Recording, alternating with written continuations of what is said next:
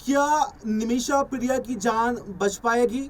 उन्हें जो फांसी की सजा मिली है उससे कोई राहत मिल पाएगी, या फिर अगली सुनवाई पर निमिषा को अपनी जान हमेशा के लिए गंवानी पड़ेगी? दरअसल निमिषा प्रिया तलाल अब्दुल मेहंदी के जुर्म में गिरफ्तार की गई और उन पर कोर्ट का बड़ा फैसला आया, क्योंकि इंजेक्शन देकर उसको मारा गया था। उस मामले में निमिषा दोषी पाई गई और दोषी पाए जाने के बाद में उनको फांसी दी गई और 16 जुलाई को उनकी फांसी होनी थी। लेकिन भारत सरकार के इंटरफेयर के बाद में, रिक्वेस्ट करने के बाद में, तमाम जो 16 जुलाई को फांसी होनी थी वो टाल दी गई और अब इस पर अगली सुनवाई 14 अगस्त को होगी। दरअसल आपको बताएं कि पूरा मामला क्या है, क्योंकि शरिया कानून यमन में लागू है और शरिया कानून के तहत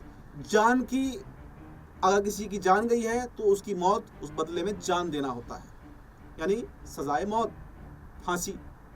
और उसी का शिकार निमिषा प्रिया हो गई। निमिषा प्रिया को शायद मालूम नहीं होगा, शायद वो बचने के रास्ते खोज रही होंगी, लेकिन वो दोषी पाई गई। बस एक रास्ता इसमें बचने का होता है कि अगर उसका परिवार कुछ पैसे लेकर मान जाए, एक सेटलमेंट आपका हो जाए, तो आप बच सकते हैं।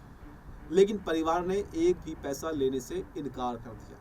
अब ऐसे में कौन कौन से रास्ते हैं? क्या निमिषा प्रिया बच सकती हैं या फिर फांसी होकर रहेगी? इस पर विस्तार से आपको बताते हैं। इसके अलावा कुछ और रास्ते भी ऐसे हैं जिससे निमिषा की जान बच सकती है। उसमें पहला रास्ता तो यह है कि राष्ट्रपति, यमन का जो राष्ट्रपति है, अगर वो निमिषा की सजा को माफ कर दें, वहाँ की सरकार में भी, हमारे यहाँ भी ऐसा ही प्रावधान है, राष्ट्रपति किसी की भी सजा को माफ कर सकते हैं, ऐसा ही यमन में भी है।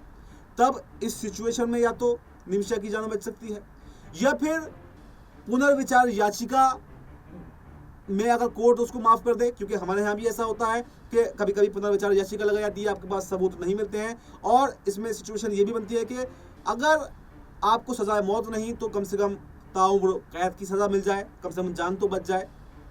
तीसरी जो चीज़ है वो यह है कि अगर इंटरनेशनल प्रेशर बढ़े, इंटरनेशनल प्रेशर क्रिएट हो, तब विदेशी मामलों में, अंतर्राष्ट्रीय मामलों में ये देखा जाता, कोई विदेश हो तो वो सोचता है कि अगर इंटरनेशनल लेवल पर उसकी छवि खराब हो रही तो वो उसकी सज़ा को माफ़ कर दे या फिर भारत को वापस सौंप दे। तमाम तरीके के एंगल निकलते हैं, लेकिन तमाम तरीके से अगर अभी तक देखा जाए तो निमिषा की कोई भी मुश्किलें कम नहीं हुई हैं। परिवार ने जो ब्लड मनी बोलते हैं उस रकम को लेने से मना कर दिया है और अब निमिषा के पास में कोई भी रास्ता नहीं बचा है।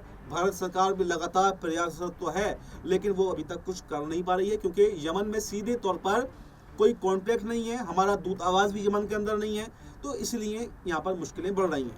हालांकि इससे पहले भी भारतीयों को विदेशों में सज़ा मिलती रही है, यहाँ तक कि फांसी की सज़ा भी हुई है, लेकिन भारत सरकार अपनी हर कोशिश कर रही है। वो जो ब्लड मनी की बात थी वो भी भारत सरकार देने को तैयार थी, जो करोड़ों में जाकर बैठती है, लेकिन उसके बावजूद अभी तक कोई भी निष्कर्ष नहीं निकल पाया है। तो ये देखना अब दिलचस्प रहने वाला है। लोग ये लगातार जानने की कोशिश कर रहे हैं, क्या निमिषा को न्याय मिलेगा, क्या निमिषा को फांसी की सज़ा से राहत मिलेगी, क्या निमिषा भारत कभी लौट कर आएगी भी या फिर नहीं आएगी, क्योंकि अब अगली सुनवाई 14 अगस्त को होनी है और 14 अगस्त एक लंबा पीरियड है। अगर इससे पहले कुछ हो पाता है तो ठीक है, वरना 14 अगस्त के बाद में कुछ हो नहीं पाएगा। ये देखना दिलचस्प रहेगा कि भारत सरकार का इसमें क्या रोल होता है, और निमिषा के लिए लोग लगातार दुआ और प्रार्थना कर रहे हैं।